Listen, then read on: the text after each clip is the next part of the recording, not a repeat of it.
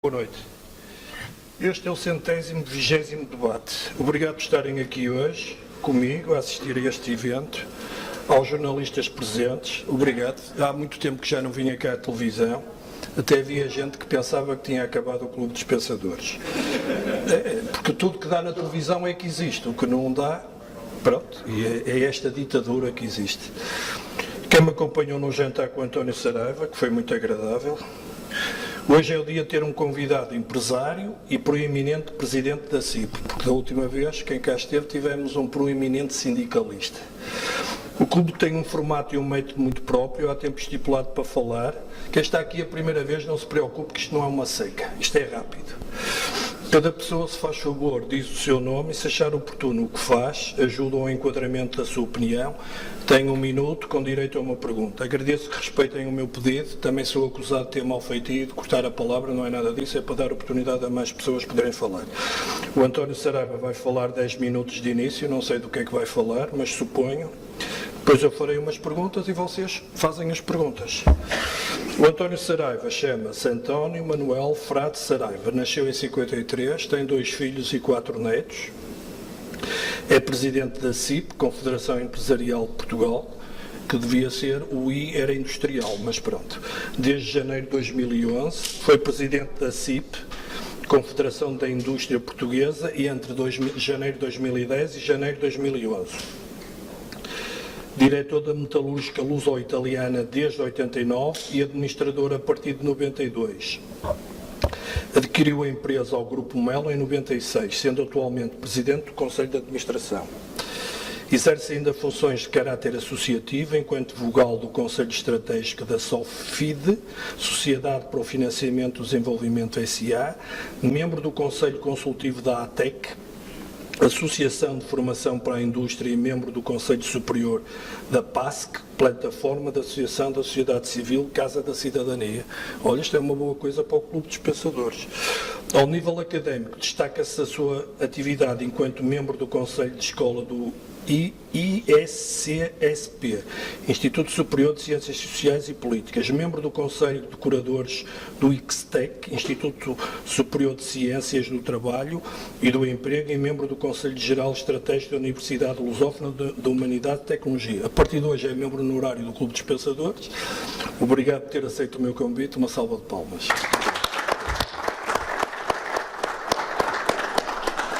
Muito obrigado.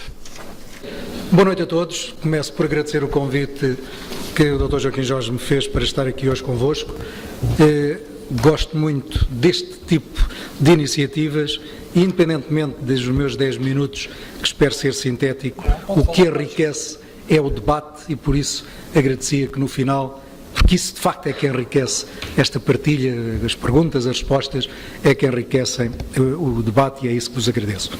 Muito sinteticamente, até porque o Joaquim Jorge referia, a CIP, que de facto é CEP, eu estive diretor da CIP, depois vice-presidente da Confederação da Indústria Portuguesa, e em 2010 resolvemos juntar as componentes associativas da Confederação da Indústria Portuguesa com as da AEP e da AIP, e por isso demos à CIP, na altura Confederação da Indústria, uma maior amplitude de representação com as componentes que herdámos de representação associativa, quer de uma, quer de outra das entidades, AEP e AIP, e porque abrimos o leque de representação, não nos confinamos apenas à indústria, mas a todos os setores de atividade, e por isso é que, mantendo a marca, porque a marca é o grande valor de qualquer entidade, uma empresa, uma instituição, o valor da marca, a reputação da marca é importantíssimo, e por isso mantivemos a marca CIP, mas de facto designamos Confederação Empresarial de Portugal pelo maior leque de representação associativa.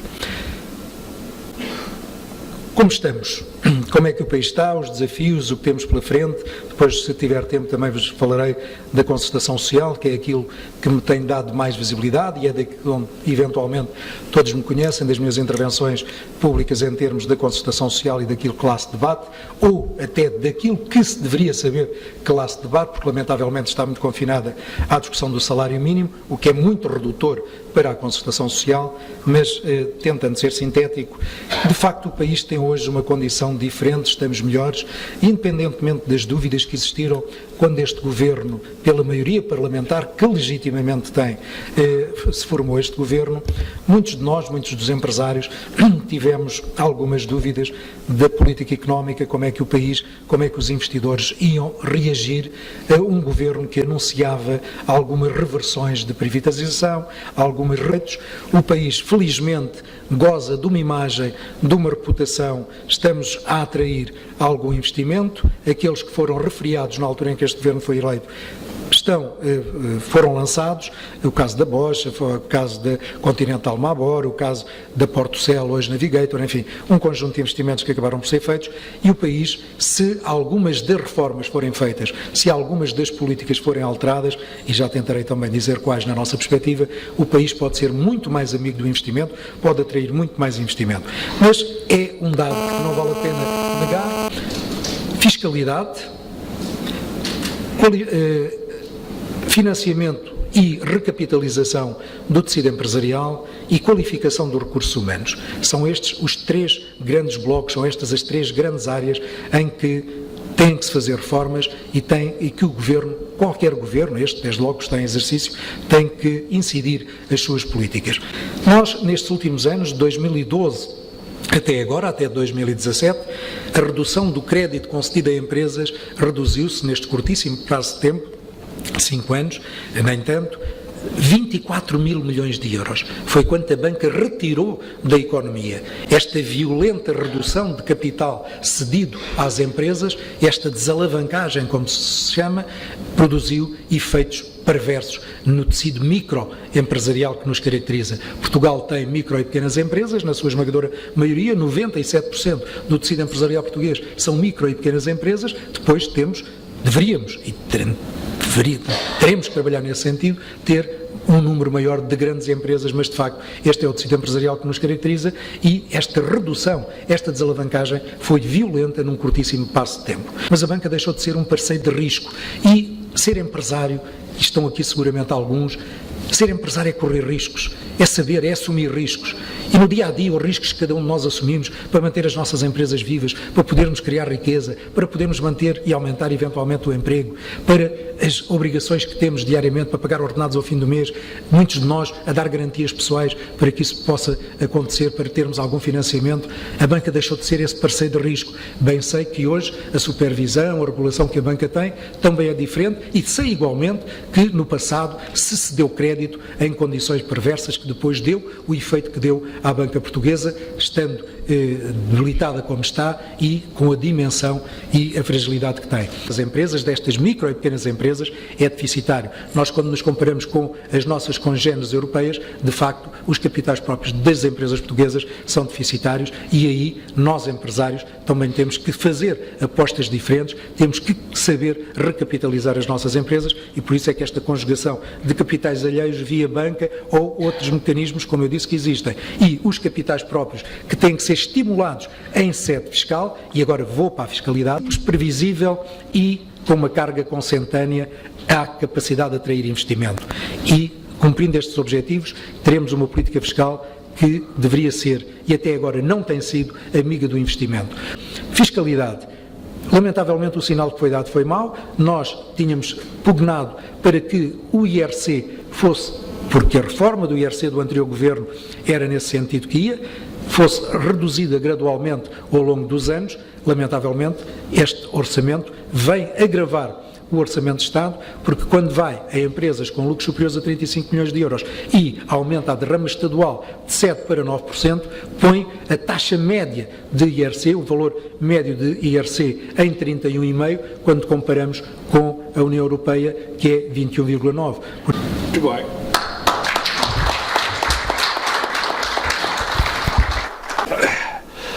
Eu vi no seu site que recebeu ultimamente o Rui Rio. Já tinha recebido o Pedro Santana Lopes? Já recebemos os dois candidatos a seu pedido. Primeiro recebemos Pedro Santana Lopes e 3 semanas depois, sensivelmente, recebemos Rui Rio. Olha uma coisa, o senhor fez um programa sobre o Código de Acesso Sexual. Eu, por acaso, achei isso muito interessante. Porque eu agora, se falar com uma pessoa e disser que quero tomar um café com uma mulher, ela pode dizer que eu estou a assediá-la e, portanto, isso mandou isso para várias empresas. É capaz de me resumir sucintamente? Eu sei que é complicado. Ou quer que eu deixe essa pergunta para o fim? Não tem nada de complicado. No Código de Assédio, as empresas, fruto da legislação nova que, entretanto... O senhor sabe que há patrões que fazem assédio sexual? Sei que em todo o tempo e em todas as funções, não apenas patrões, mas em lugares de destaque ou de poder, se exerce assédio. O assédio não é apenas sexual. Obviamente, quando falamos de assédio... Mas não é só sobre mulheres, também é só sobre homens. Não, João Quijós, mas é que quando falamos de assédio, invariavelmente falamos de assédio sexual. Mas há várias formas de assédio. Assédio moral, assédio sexual, e o que a lei vem regular é formas de assédio. Ora, deixe-me fazer aqui esta pergunta. Tenha noção, por exemplo, falou em muitas coisas, mas nunca falou em aumentos de ordenado. Por exemplo, há aqui uma coisa. Eu tenho esta ideia, que há muitos empresários, agora não, mas brutos carros, sempre a apresentar às empresas prejuízo, gabavam-se, que não abriam aqui uma empresa. Isso tem uma péssima imagem dos empresários. O senhor sabe disso. E eu acho que isso ainda continua. Já não tanto. E eu às vezes até me sinto pequenino à beira-dia. Eu vejo que o carro nem é deles, não é? Que é o aparato principal. Dr. Jorge, lamentavelmente há na sociedade portuguesa ainda um estigma sobre o patrão, sobre os empresários. Eu peço desculpa, mas isto de vez em quando deixa de funcionar e depois de repente funciona e faz este barulho. Há esse estigma sobre os patrões, sobre os empresários, como digo, mas lamentavelmente é uma imagem que não condiz, porque o ser humano, o homem e a sua dimensão, como se costuma dizer, o homem e a sua circunstância, de facto há seres humanos que têm práticas que devemos condenar. Comanda, as coisas têm parametrizações. Neste momento a Auto-Europa está, diria, sem comando. Acha que pode fechar? Mas considero que ainda é possível retomar o diálogo e salvar a empresa, os postos de trabalho e os investimentos que têm que continuar a ser feitos, porque o problema da Auto-Europa não é que a Auto-Europa saia como geralmente comparamos com a Opel na Azambuja. O grande problema é que na Auto-Europa não venha a captar, porque há concorrência entre as várias fábricas do grupo Volkswagen e os novos modelos. Este é o T-Roc e houve investimentos para se produzir ali o T-Roc, mas o Rock-T, só para dar uma caricatura, pode já não vir e não vindo, desinveste-se numa unidade que até agora veio a ter investimento porque teve paz social e estabilidade laboral para isso. Porquê é que o senhor é contra, eu até fiquei surpreendido, contra o aumento do número de dias de férias? Então um trabalhador não tem que ter férias para depois estar... Porque está regulado as férias... Tem que lhe fazer este tipo de perguntas. Não, façam todas as perguntas. Acho que isso é que enriquece o diálogo. As férias estão reguladas por contratos coletivos. Cada contrato coletivo, e há uma lei geral que define as férias, 22 dias de férias, 25 em determinadas circunstâncias. E eu não estou contra as férias, porque acho que tem que existir férias. O problema está nos excessos que se querem depois fazer. Os trabalhadores hoje já têm, ou tinham antes desta nova legislação da reforma laboral de 2012, a possibilidade de somar férias aos dias que já tinham em função da assiduidade. Ocorre aos setores de atividade sem ter maneira de compensar, estamos muito contra o banco de horas e algumas forças político-sindicais, alguns partidos e alguns sindicatos estão contra o banco de horas individual. Bem, vou fazer a última pergunta. Como sabe, há este problema do financiamento dos partidos. Acha bem uma empresa poder financiar um partido? Essa empresa depois também pode tirar benefícios dessa situação. Acho que a política portuguesa, como empreendidas principalmente, acho que tudo na vida deve ser transparente, ter regras e elas serem de transparência, serem auditadas, haver transparência. Tudo aquilo que permita falta de transparência ou que não tenha limites é perigoso. E por isso acho que os financiamentos devem ter regras, devem ser transparentes e dentro destas desta transparência e dentro de determinadas regras, não vejo que uma empresa, as atividades privadas possam financiar em determinadas regras e com transparência a atividade partidária. O que complicou a vida às empresas.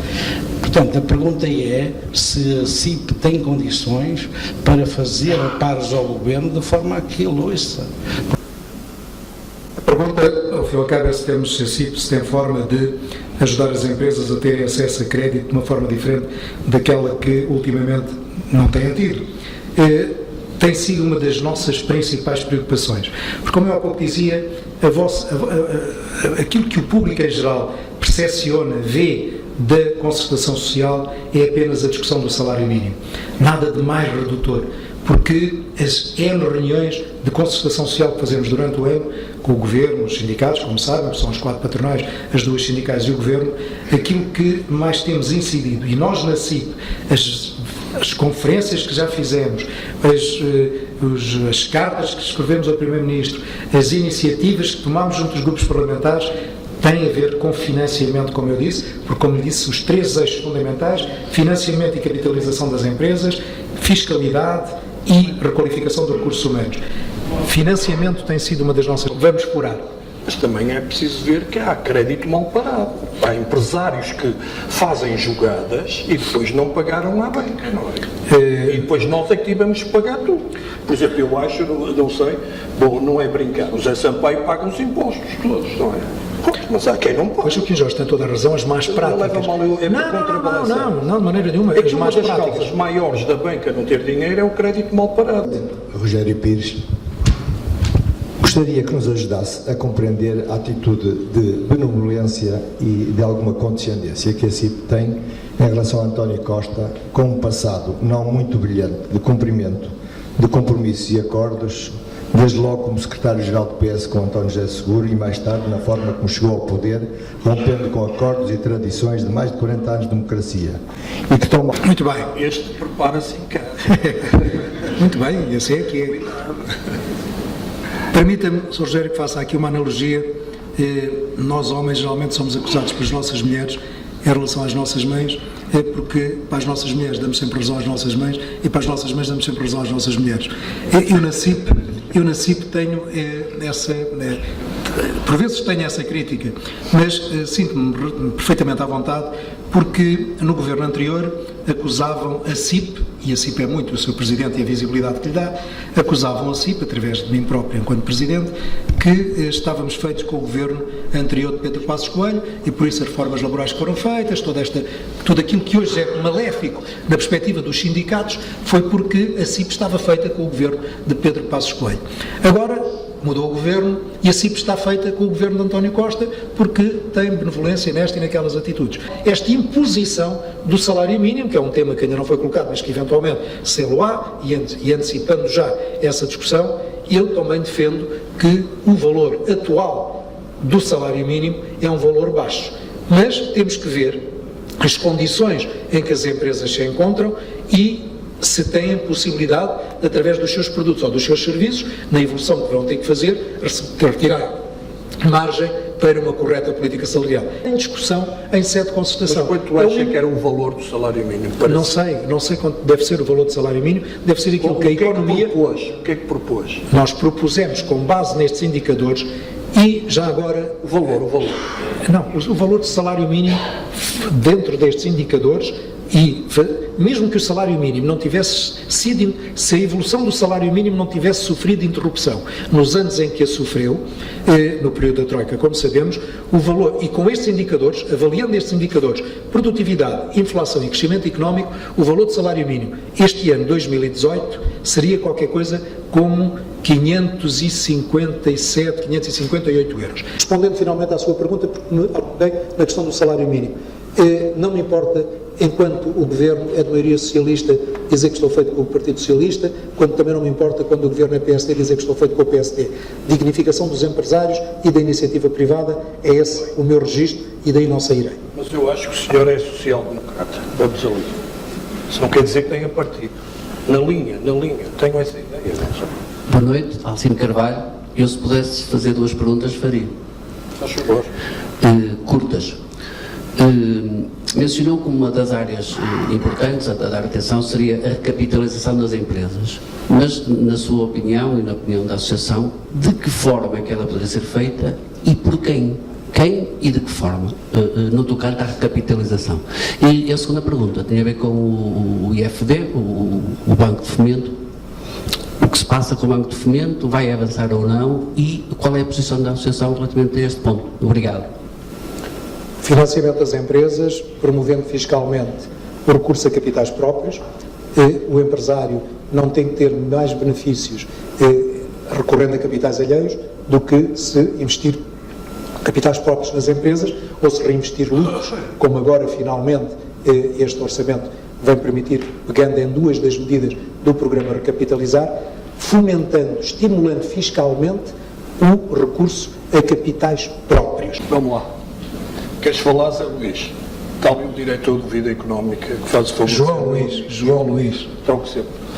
Piedade, um velho conhecido e amigo. é meu amigo. Eu cumprimentava o António Saraiva, também felicitava pela brilhante intervenção que aqui teve.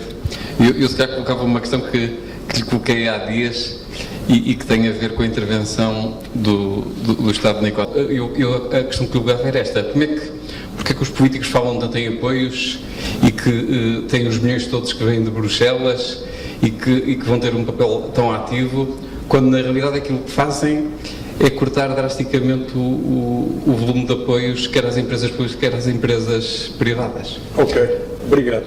João Luís, sabemos, porque já falamos há muito tempo nas entrevistas que lhe tenho dado para a Vida Económica, quer nas conversas privadas que temos mantido, sabe a minha opinião, mas repetir uma vez mais o seguinte: nós temos um Estado demasiado gordo e essa discussão, que Estado devemos ter, que Estado podemos ter para a riqueza que criamos, é uma discussão constantemente.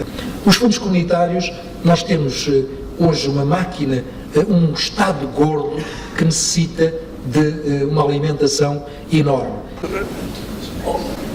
Vai ali aquele senhor. Enquanto vai ali ao senhor, vou-lhe fazer duas perguntas diretas. A CIP recebe subsídios públicos? Não, senhor, a CIP... O Vítor está a tempo inteiro ou parcial? Estou a tempo inteiro.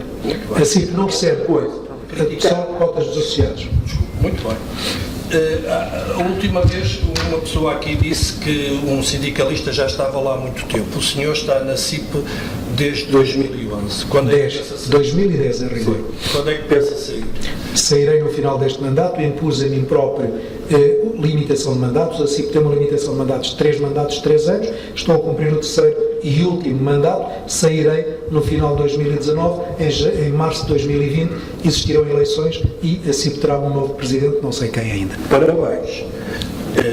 Para estar na vida pública é preciso saber entrar, mas também se define uma pessoa por saber sair.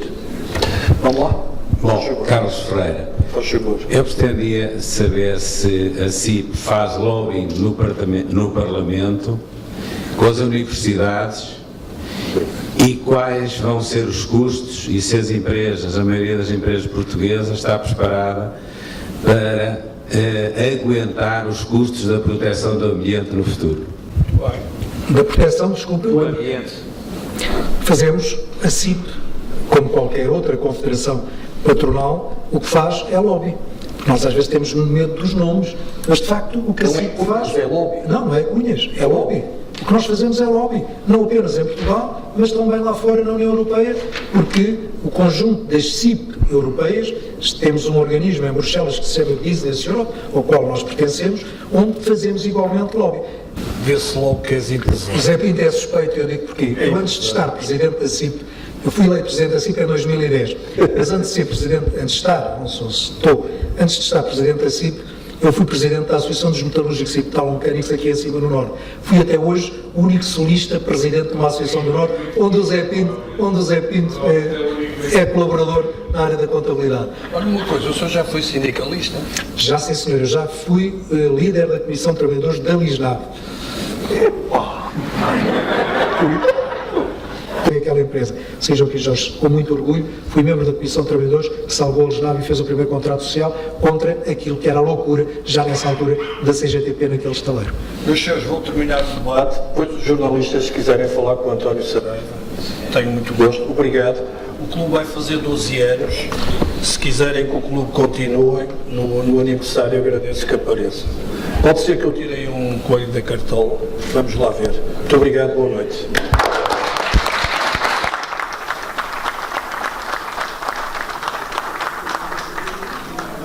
Esse entendimento que defende repetidamente e acha que é mais fácil de ser encontrado com Rui Rio na liderança do PSD do que com Passos Coelho? Acho, por aquilo que o Dr. Rui Rio já disse, Acho que há hoje diferentes condições para esse entendimento, porque as lideranças muitas vezes condicionam as vontades das organizações. Pegando nas palavras que o Dr. Rui Rio já verbalizou na sua campanha, admito que essa possibilidade em sede parlamentar possa ocorrer. Era importante para o país que houvesse Era esse entendimento? importante para o país que houvesse esse entendimento, até porque, como sabemos, muitas das reformas exigem maiorias qualificadas de 2/3. Não estou a falar desta ou daquela em concreto, estou a dizer que existem iniciativas do Governo que muitas vezes são bloqueadas ou desvirtuadas porque os apoios que reúne são de determinada composição e assim tem um espectro maior para poder fazer as reformas que entender.